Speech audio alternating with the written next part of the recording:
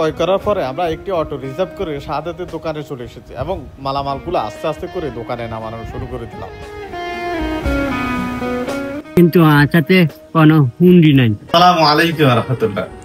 অসহায় শাহাদাতের জন্য দোকানে যে টাকা আপনারা পাঠিয়েছিলেন সব মিলেই এখানে 14,000 টাকা হয়েছে। আমরা এখন শাহাদাতের দোকানের মালামাল ক্রয় করার জন্য রওনা দিচ্ছি।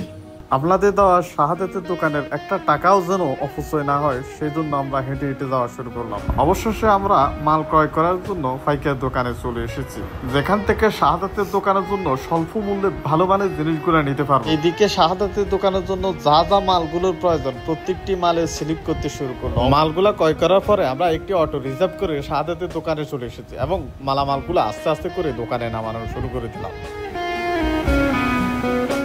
মালামালগুলো নামানো শেষ হয়ে গেলে শাহাদাত সহকারে দোকানটা পরিষ্কার করা শুরু করে দিলাম। দোকানটি পরিষ্কার করা শেষ হয়ে গেলে আমরা একে একে দোকানের প্রত্যেকটি মাল সাজিয়ে দিচ্ছি। আস্তে আস্তে করে দোকানের নৈপুণ্যতা ফিরে আসতে শুরু করবো। যেহেতু এখন দুপুরবেলা তাই আমরা তাড়াতাড়ি চেষ্টা করতেছি যত দ্রুত সম্ভব দোকানটা সাজিয়ে নিতে। আমাদের এই কাজে সহযোগিতা করেছে নাহিদ সহকারে আরো অনেকে।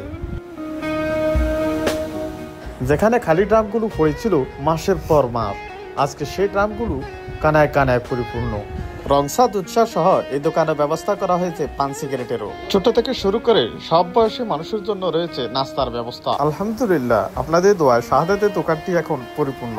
এই কৃতিত্ব আপনাদের সবার, আমি শুধু উসিলা মাত্র। ভিডিওটি অবশ্যই লাইক কমেন্ট শেয়ার করবেন। ধন্যবাদ।